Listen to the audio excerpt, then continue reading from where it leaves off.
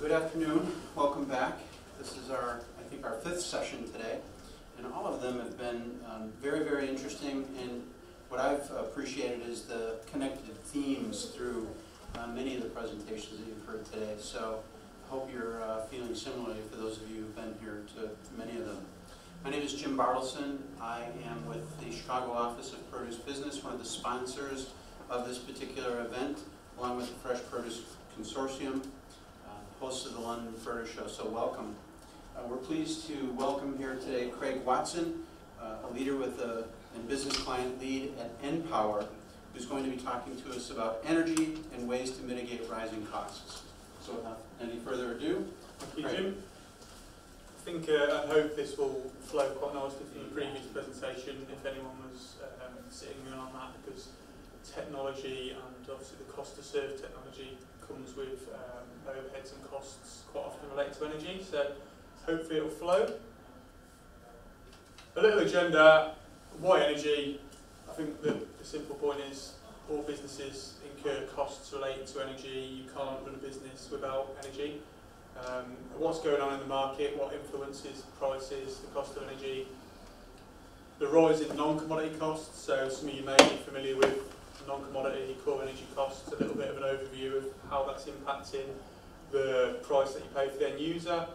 The individual charges that effectively are forecasted to sort of increase in the coming years, what we can do to mitigate those, how we can prepare to understand them in advance of them coming into the market and hopefully reduce costs because of that. How to realise energy saving potential, so there will be a theme throughout the session that cost increases are expected, so what can you do to reduce the costs that you pay at the end. A case study on our own business, it's an easy one to use because effectively it's our own estate, but I think there's synergies and similarities that can be taken to any business, small, medium or large, in the produce supply chain. How does it effectively affect the supply chain? Again, energy is quite relevant to all businesses, so it will be a very general overview, but there's certainly implications across the supply chain that will be relevant to the topics of conversation, and who can help, who can support, where to sort of turn to. First and foremost, what's going on in the energy market?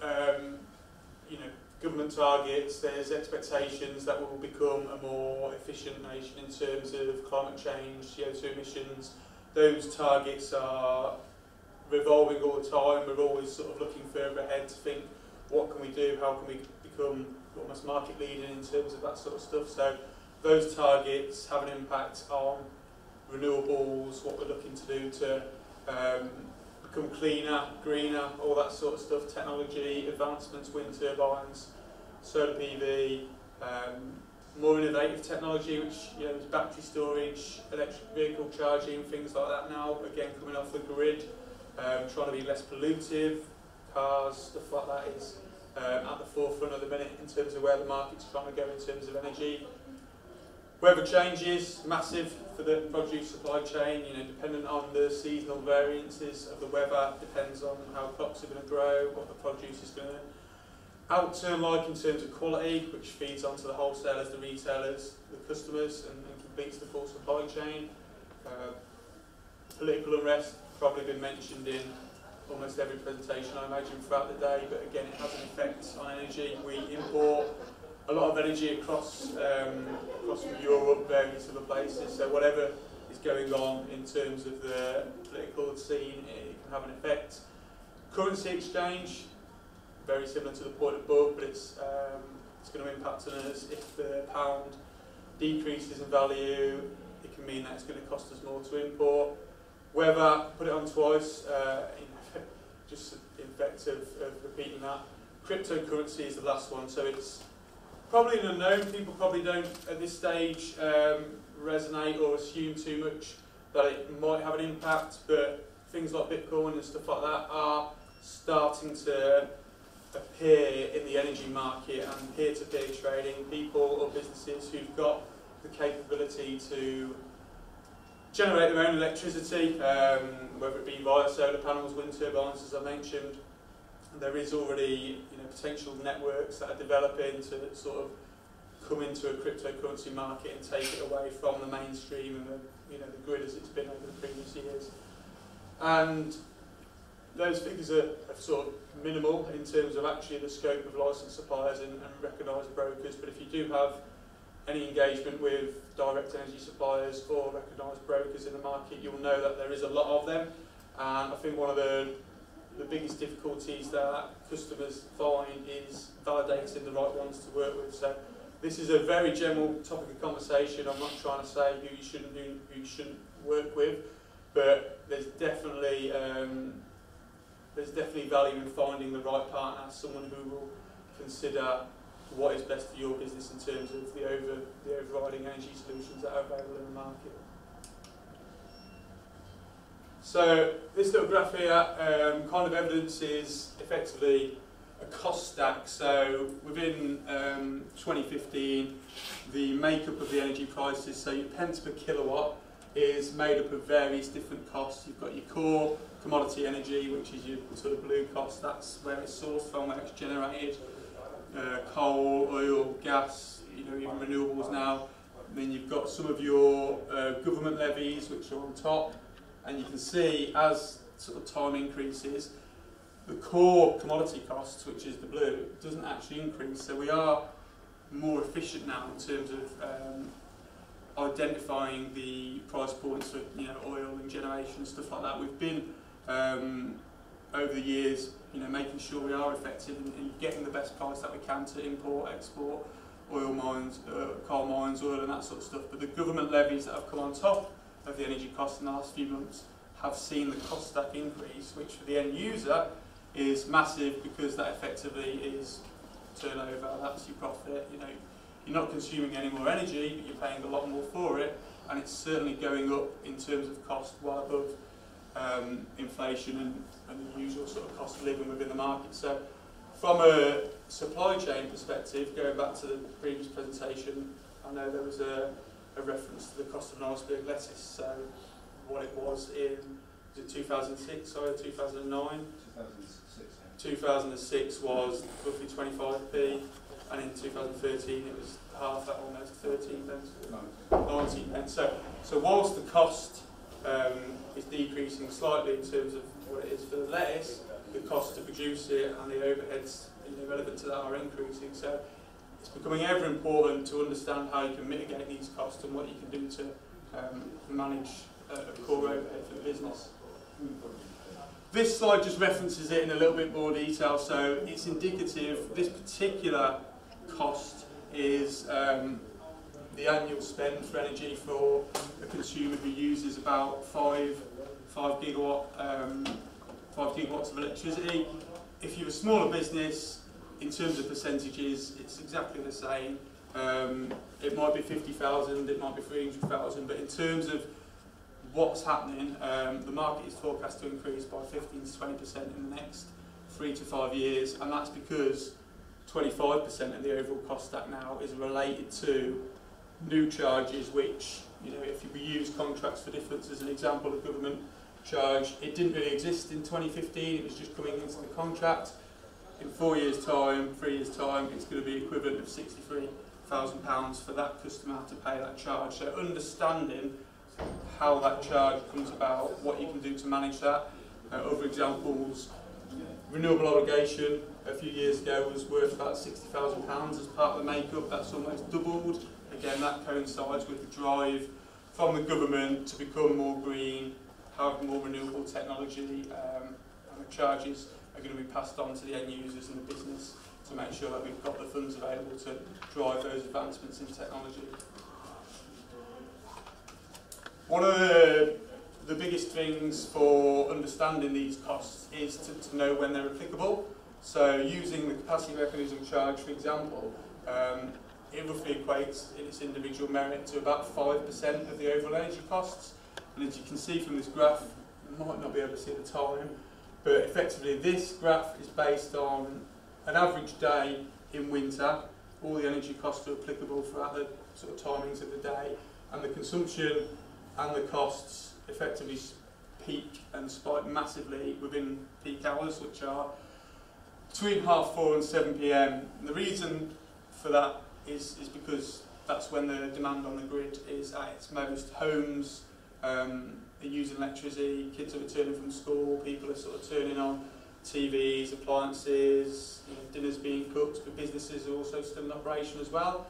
Shift patterns are no longer sort of standardised to be 9 to 5, but certainly within, like I say, domestic life as well as ongoing business consumption, there's a big peak of usage on a daily basis, weekdays, between the peak hours of 4:30 and 7 o'clock. And if you've got the availability to shift consumption outside of those peak periods, you've got ways of reducing costs. In terms of understanding that and what it means in terms of your overall costs, the GIBOS charge, which is related to the distribution of the electricity across the network, is effectively shown here. 20% in this example of the usage is effectively equivalent to 90% of the costs. So understanding how that's applied, what you can do to mitigate that effectively could have a massive implication on reducing your costs, because if you can change 20% of the usage within these periods to the yellow or the amber and the green bands, then you're going to effectively eradicate a large proportion of the cost, not by reducing consumption, but by just using it in slightly different ways in different time periods.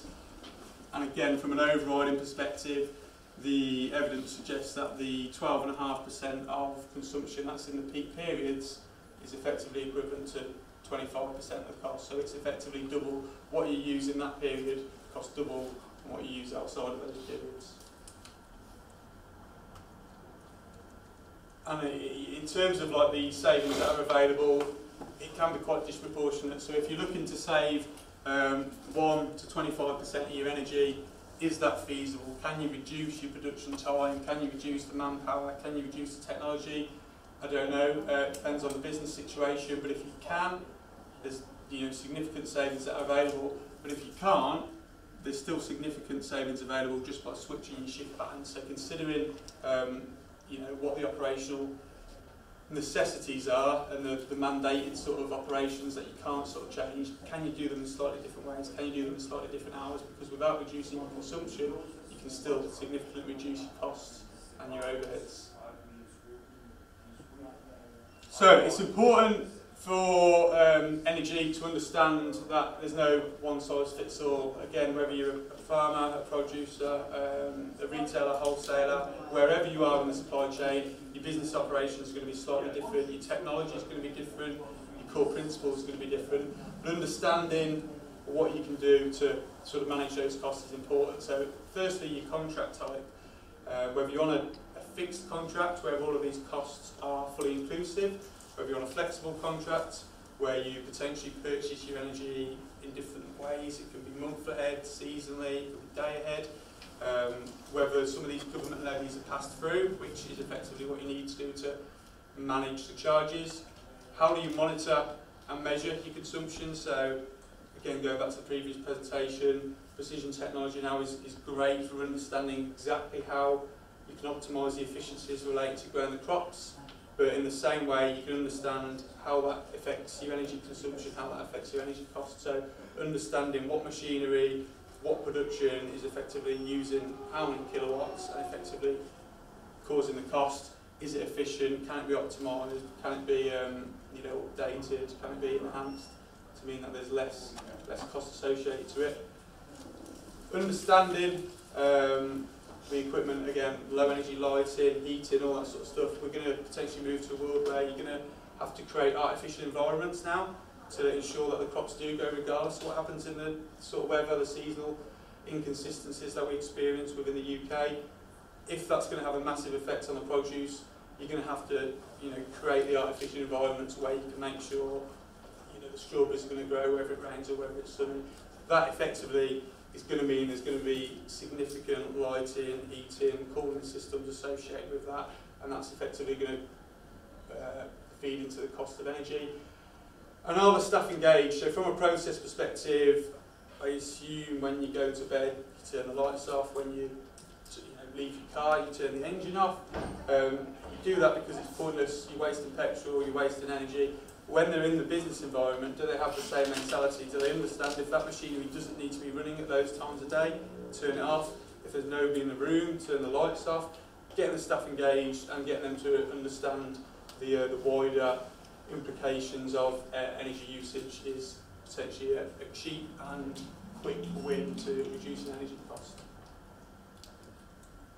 So in terms of a case study on our own estate, again this is generic and it can be related to any type of business, whether it be a farmer, whether it be a wholesaler. It's important to understand shift patterns. In our example, we using one of our sites operating between 8 AM and 8 PM on a Monday to Friday. On a Saturday it was 8 till 12, and on a Sunday we didn't have any access to the building. It wasn't in use for any purpose. In terms of the size of the premises, it's 240,000 square foot, we have 2,400 staff. And our energy costs at this particular site were roughly about 75,000 per month, with a 60,000 split of electricity and 12,000 of gas.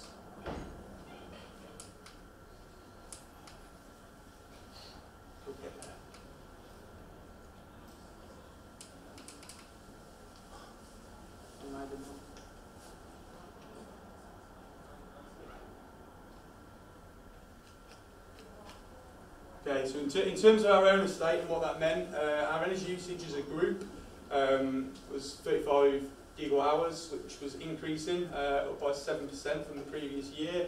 Our energy spend was £3 million, again increasing, as was our CO2 output. So in terms of being environmentally friendly, again massive for the produce business, we were increasing our CO2 emissions, which doesn't paint the message that the government targets are trying to suggest we work towards. And because of the poor efficiencies and the poor processes, we actually had sites within our estate that weren't necessarily supplied by us. Where that could benefit a business that's got multiple sites, or that's got a portfolio of premises, or a supply chain which works closely together, there's definite advantages to accumulating the volume of consumption and trying to basket it together to a tender where you can effectively have one supplier, a common end date, accumulated volume, and effectively a cheap price, because that is more attractive to energy suppliers to bid for and contract as and when you come to market to get your energy contracts. How we identified the potential concerns is we implemented a lot of data analysis. So we identified a benchmark of what our base load was. So without having the staff in and daily operations taking place, there was a base load, which again any business that's got machinery, whether it be a TV on standby, whether it be lighting, whether it be production lines of equipment, there will be a base load that effectively is your starting point, and then as you can see, the peaks are effectively the usage throughout the days when the business is in operation. By understanding that and understanding what the base load was, we were aware that there was quick wins and efficiencies that we could make to change what was effectively costing us 300 kilowatts per half hour, and we were able to half that. So identifying the quick wins was, before we've started working about the daily operations, able to half our energy costs. And to do that, we ran a site audit. So the site audits are effectively clipping on sub-metering. They're working with all of the equipment. They're engaging with staff to understand, where the awareness is of energy and the cost and how that associates with the business. So we looked at our lighting controls. They were pre-programmed, but what was the relevance of that program? The cooling, we were cooling and it was set to work for 24 hours. Our heating was set to work for 24 hours. Our air conditioning was set to work for 24 hours. And given that we've said the shift patterns were only 8 till 8 on a Monday to Friday and 8 till 12, suggested the base load for energy was a lot higher than it needed to be. There was also across the portfolio benchmarking of equipment, so again dependent on business and whether there's any synergies with different sites, different equipment within the same estate, looking at an old machine against a new machine, how that's more efficient, what impact that's got onto energy, could potentially identify savings. We looked at our chillers, what they were doing in terms of heating, things like having the IT equipment, looking at the boilers were running to keep hot water available 24 hours a day, again not necessary given the staff usage. We had security that do operate 24 hours, but they were walking around the building, they were identifying lighting was on all the time, which didn't need to be. The toilets again in unused areas of the business. So on the back of that, we identified that there was multiple savings to be made with our cooling systems, our heating systems, air handling units, lighting, and vending machines. So what did we do and how did we establish some of these savings? So we looked to try and put building management systems in place. So that effectively is an automated system which helps the cooling and the efficiencies of what's required from the air conditioning to be automated. It's kind of pre-programmed to be optimised based on what is the requirement for the business. We installed equipment, obviously at an expenditure, but knowing the return on investment would be calculated against the energy savings. We removed chillers and we set some to standby depending on whether they're required or not. We installed water heaters, electric water heaters, for the shower areas, which effectively meant that we didn't have to have the boilers working 24/7. And again, we put building management systems in place for the heating to make sure, similar to the cooling, it was optimised and it was fit for purpose. Lighting, one of the obvious things, but in terms of low energy lighting and stuff like that, if you've got artificial environments where you need the lighting to be there for the produce and the crops to grow, making sure that it's as efficient as it can be in terms of the kilowatt usage, but still giving you the quality of production. Could be savings to be made there. Infrared sensors, if there's parts of the building that aren't being used as regularly as others, don't let the lights run any unnecessary time. And what that meant over the 6-year period of implementing those changes is we were able to reduce our consumption by over half, 59%, bringing it down from just over 30 to 14 gigawatt hours per annum. The energy spend again decreased from just over 3 million to 1.3 million with a 56% saving. We made massive reductions on our carbon emissions and our CO2. And effectively, again, there was a cleaner procurement process where we had all of our estate in line. It was part of a collective tender programme, and that meant we were able to achieve a more efficient procurement process when we went out to tender for our contracts. So, how does it affect the produce supply chain? So, every business has a cost of production. It has an effect on effectively what cost you can sell. So, if the cost to produce increases, then effectively to maintain your margins, you've got to sell at a higher cost. If you sell at a higher cost to the retailer, for them to keep their margins, they've got to sell at a higher cost to the customers, and effectively the customers paying the higher cost, they usually expect a higher level of service. So the knock-on effect is across the whole supply chain, and effectively for wholesalers, it's important to identify if there are opportunities to work with your producers, dairy groups, your farmers, to work out whether you can support them in any way by assisting with understanding their overheads, their costs, and making sure that if you can support them, they're going to be able to keep their prices as keen and as attractive as it can be, so when you buy that produce, you can keep your margins and your business profit and turnover as attractive as that can be. What I'm trying to achieve effectively is to raise awareness that there are multiple conversations relating to energy that can be had, and there is certainly no one-stop shop. It's not one size fits all. Understanding whether you've got land assets where you can have wind turbines, whether you can have battery storage, whether you can have solar panels, whether you can effectively create storage of energy so you can come off the grid, sell back, use it as an asset revenue to your business. In terms of what we're trying to achieve, we're looking to collaborate with all businesses, certainly within this supply area of produce, to understand how your operations require energy, how they can be optimised, making sure that the right equipment is best for business.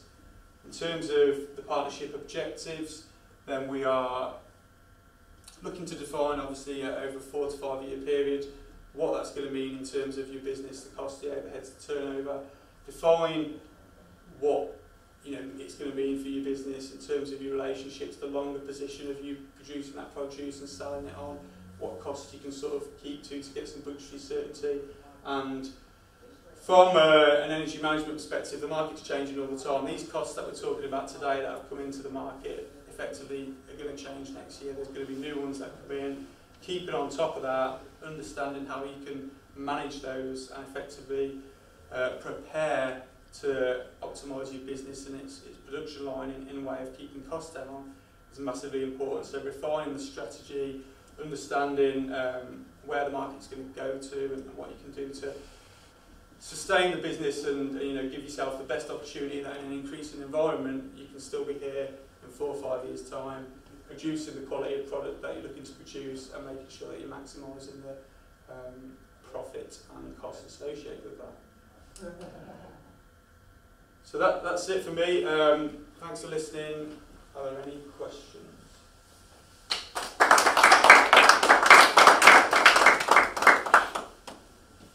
Questions? I'm intrigued to know, in your opinion, how you could save energy costs if you have a company that requires extensive cold storage. By nature, those cold rooms are working 24/7. Yeah. How could you possibly save energy in that situation? So in terms of cold storage, as a specific example, the things that we've done with some of our suppliers and retailers in the past is, again, identify things like lighting, for example. The fridge, you open the fridge, lights on, turn the fridge, shut the door so the lighting comes off. In terms of the optimised temperatures, how long that door can be open, if it's open, effectively loses all the cooling and stuff like that. So you can have measurements to understand the implications of leaving the door open for X amount of time is going to vacuum X amount of cooling and make sure the temperatures are optimised. For that, you can have things with coolers. You might see them now in terms of wholesalers and retailers where they've got sort of plastic sheets on the front of chillers and stuff like that. So that helps, again, keep some of the cooling within there, but it manages the efficiencies to optimise temperatures to, again, save energy. So from a site audit perspective, whether it be cold storage, whether it be warehousing, whatever it might be, there's a lot of equipment within that cold storage, effectively, that air handling units and stuff like that. The older they are, the less efficient they are. So the technology that's effectively making it a cool environment can be evaluated at. So the fans and all that sort of stuff, the generations keep it cool. Is that as optimal as it can be? And in terms of the optimisation, is there efficiencies that can be made and effectively costs that can be saved on the back of that? So there's site audits and stuff like that are the best way. So without that being a specific, probably a very technical answer, understanding the equipment within the environment and what potentially can be done off the back of the awarenesses of what that equipment is probably the route to go to. Okay, thanks. And one other question. I understood that if you have geographically separate outlets dotted around, it's feasible to approach an energy company and have one contract for all the outlets. Yeah, absolutely. So in terms of the regional location of the premises, the meter type at that premises, and potentially the consumption used at the individual premises, the contracts in terms of their unit price and overall costs may vary because one meter at one site might not be the same, and that might mean your tariff is slightly different. It might mean because of the national distribution from power stations that there might be slightly higher costs at one site than there is to the other, but that doesn't mean that the value of accumulating the volume collectively is not going to be beneficial, because from a supplier perspective, using simple maths of you've got 1 gigawatt, let's say, of consumption at each of those premises, and you've got 7. If you send a tender out for one site at 1 gigawatt, that's, to be blunt, less attractive than if you accumulate 7 and say I've got a tender for 7 gigawatts, because what the suppliers will want to do is effectively win the 7 gigawatt supply, so they'll potentially be more competitive with what they're potentially offering. They'll see the wider portfolio, it's a more attractive proposition. So collectively creating common end dates for your estate, collectively procuring as a portfolio, can and usually may achieve more efficient procurement costs. What would you say your target range of electricity costs would be? I know it depends very much on the volumes you do. So in today's market, what would you suggest a low and a high a company ought to be striving for if you're negotiating today? In terms of a unit price? Yes.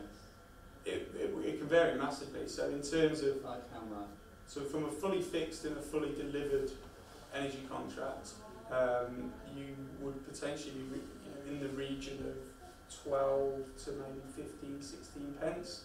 12 pence roughly as a fully delivered contract is, again, higher end, so consumers that are using millions of kilowatts of energy per annum.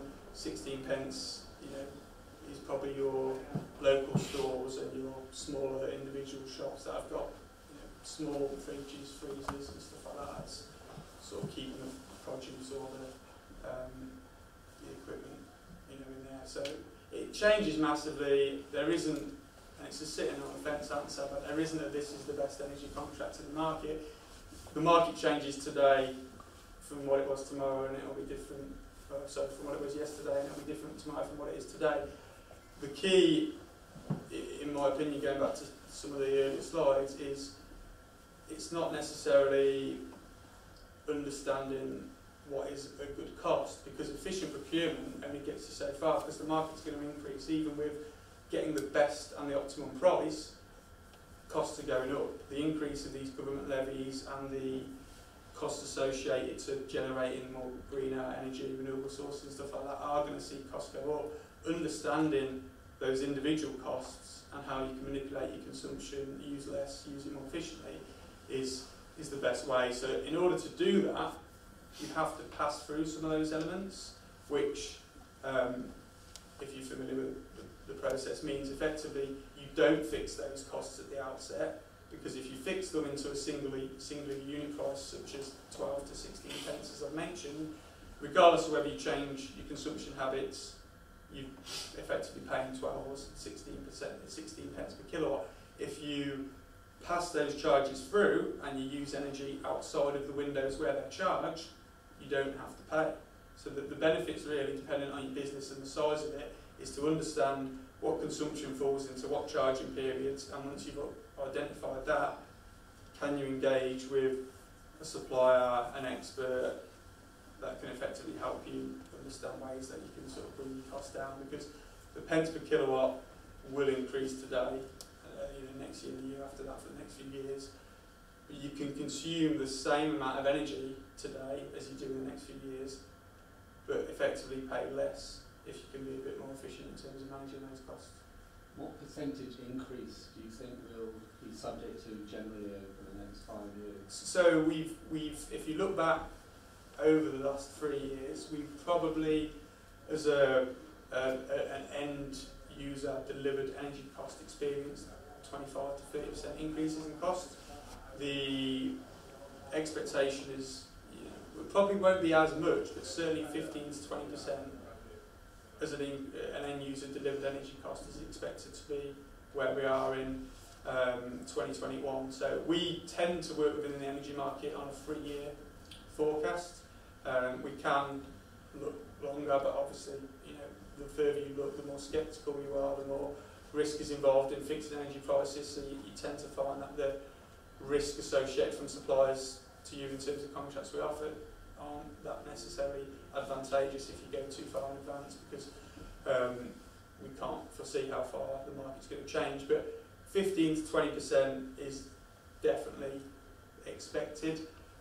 There are, as I mentioned, external factors in terms of political unrest that we don't know. You mentioned before in the presentation about the USA, Donald Trump, all these crazy things that we read about in the news. It only takes one. Sorry. It's alright, no, it's not our phone. Yeah. Okay, sorry. It only takes 1 or 2 huge political events to all of a sudden impact the energy industry massively, because we do import and export a lot of energy outside of the UK from partners, and if Brexit has a an impact on that and they charge and cost us more, then the forecast that we've sort of provisionally put in the pipeline change dramatically, and we are potentially experiencing more costs. But if you're using sort of £300,000 worth of energy, which I appreciate for some businesses per annum might be an astronomical figure, for some it may be small across the estate, but that increase of 25% on that sort of usage is taking to sort of £400,000 per annum, and that expenditure is purely coming off your bottom line. You know, that is coming off your profit. It's not affecting how many lettuces you can make, how many onions, radishes, all that sort of stuff. That isn't changing. You know, if you don't change your relationships with your wholesalers and you sell at the same price, you're just £100,000 worse off over the next 3 years in terms of your outgoings, which again leads back to that you probably will have to increase your costs to keep your profit margins the same, which means the wholesalers bear the brunt of it unless they put it on to the customers, and then you go full circle. The customers are now paying more for it, therefore they want a better service, and again it puts strain on the quality of products and the relationship that you've got to have full circle with the supply chain. Great questions. Other questions? What's interesting, your experience and your energy audit for your case study absolutely mirrors my experience in energy audits for produce businesses. Okay.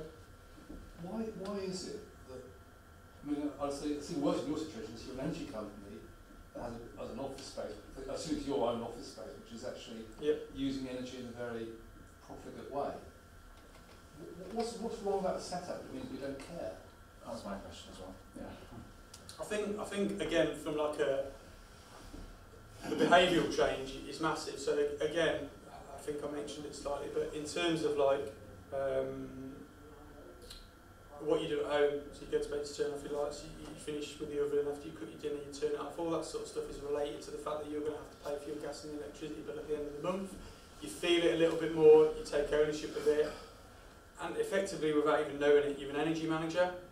You're managing a cost related to your personal expense. When it comes into a business environment, the majority of importance relates to the quality of the products. You know, the efficiencies that you've got to do in terms of making sure that your suppliers continue to pay you and give you the orders that they've given you in the past, and you want to optimise and get in the future. So it becomes a cost that we're going to pay it regardless of whether it's there or not. It doesn't matter. I'm not interested. I turn the lights on, it works. I turn the production line on, it's there, it's fine. I can produce what I'm looking to produce. But because those costs are effectively, going up, it's almost the reason why I'm in the room today, because that is a common mentality. We speak to a lot of businesses all the time. It doesn't have to be in this industry. It can be in any business sector that exists, and they don't really care. It doesn't matter. It's just a commodity that I've got to pay to get the quality of products or the produce that I'm looking to put into the market.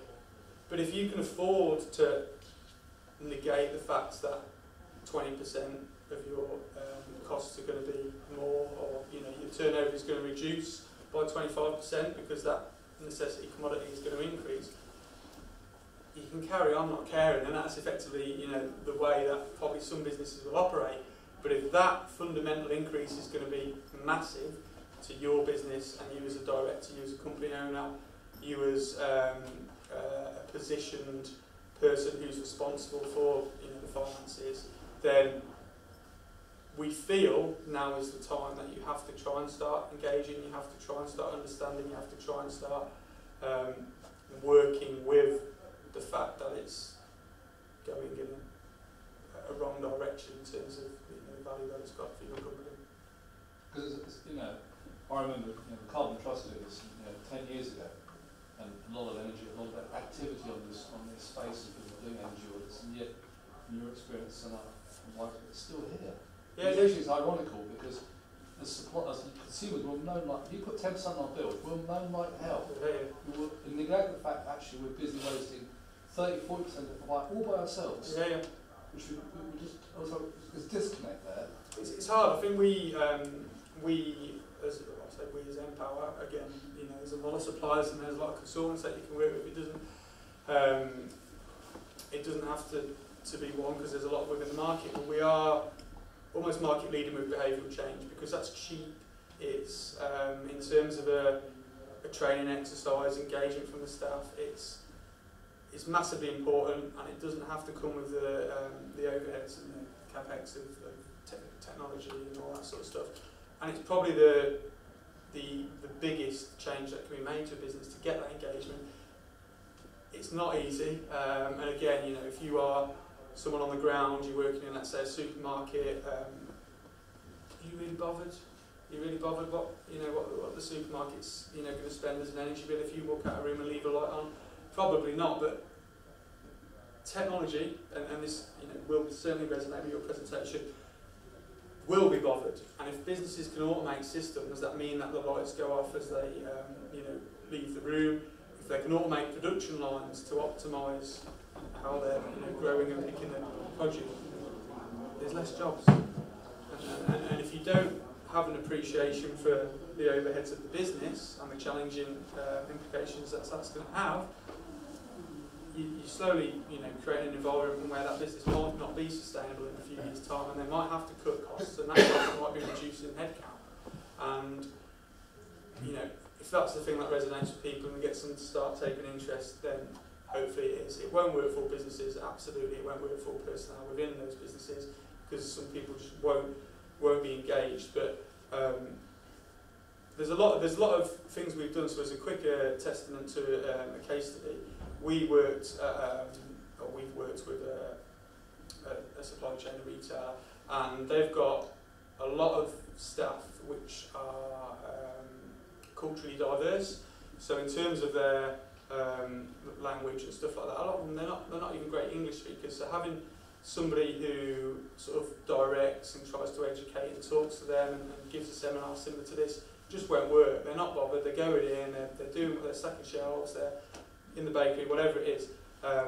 So what we did is we did the site audit, which effectively identifies using too much energy in these periods. Why is that on when no one's in that room? Why is that running 5 hours after the last production of bread's been made?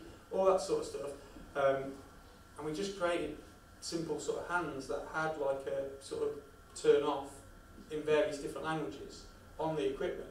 So without having to massively engage the staff, they could walk past the machine, they could see this says turn off if it's after 3 PM, it's 3:30 and that machine's on. I'll just do my bit. And I'm not massively engaged, I've not sat through days and days of training. I don't really understand the financials of what that's going to save the business, but I'm walking past it and I'm turning it off. And that sort of stuff is small, it doesn't cost a lot, it doesn't really involve a lot of engagement where people have to care, but it just creates a little trigger where they say, I'll turn it off, and if they do that, it will naturally save the business money. So there's many ways to tackle it. There won't be one size fits all, like I've said a couple of times, but behavioural change is very high on the agenda now, because technology to support reducing these costs is not affordable for businesses, whereas behavioural change doesn't necessarily cost a lot and can be, like I say, one of the biggest influences in getting the business to be more efficient with energy. Other questions? Just you talked about battery storage packs. Yep. It's obviously been around for a few years now, and the technology behind that, is that sort of tried and tested now? Is it all sort of it's worthwhile sort of venturing down that route? Yeah, again, dependent on a very sit on the fence answer is solar PV was kind of like the buzzword in the market maybe 10 years ago. Getting solar panels if you've got a flat roof and if you've got land space, that could optimise that. There was government initiatives and incentives to kind of fund that for people. That's run its course now. We're moving on, we're looking for new different things, which kind of became wind turbines. Again, similar to solar PV, if you've got the land space, you can kind of benefit from that. Battery storage is more advanced than it was a few years ago, but it is quite costly. And until you've actually ran the analysis as to what benefit you're going to achieve from that, there's few businesses that really see the return on investment. And I think from a capital outlay, the batteries themselves, like your mobile phones, if you use the the more you use it, the harder it gets to keep recharging and keep getting benefit out of it. So the batteries themselves potentially have a shelf life that is very close to the return on investment. Right. So that's not to say for your business and your circumstances that couldn't be beneficial, but you've got to kind of be very high energy consuming in terms of the value of that, because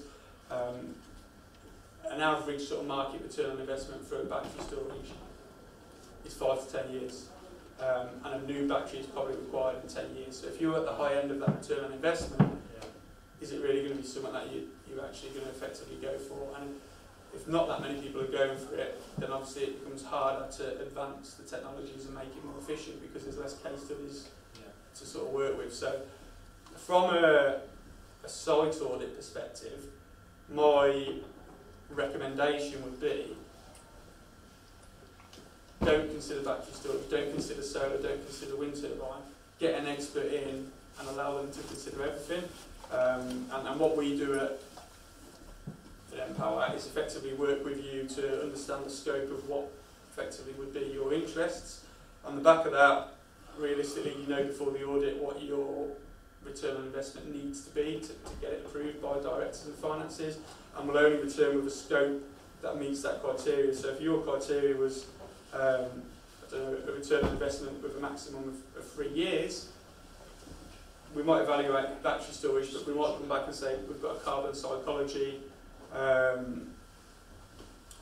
seminar that we can run with your staff, and it effectively we believe will be more advantageous and go down a battery storage route. So we tend to try and be as generic as we can with any business, and absolutely understand your production, understand what's beneficial to you, because coming off the grid by using the battery in peak periods is massively advantageous. But you've got to be using a lot of energy in those peak periods to get that advantage. So happy to take a conversation offline if there's interest and stuff like that, but a very generic answer is yes, it's advancing, but like electric vehicle charging ports and stuff like that now, other things are already coming into the market that may be more efficient than having battery storage and stuff like that. Final question. So the conclusion I draw is that the sooner you do an energy audit and get started, the better. Yeah, I think, like I say, it might be a case that you do an energy audit on your estate and it's as optimised and as efficient as it can be, which, you know, great, you understand that. You might be on the most efficient contract that you can be on. If you've had those conversations, you've worked with partners, whether it be a supplier or a broker, great, you're doing the right things. But from a thought-provoking perspective, if you haven't done that, and you don't necessarily know the cost of production to its exact point within an energy cost, it's worth considering, because in 3 years' time you're going to be paying 20-25% more. And if you engage early, there's an opportunity to implement initiatives before those cost increases hit you too hard in terms of the turnover. Excellent. Craig Watson, Empower, let's show our appreciation. Thank you so much.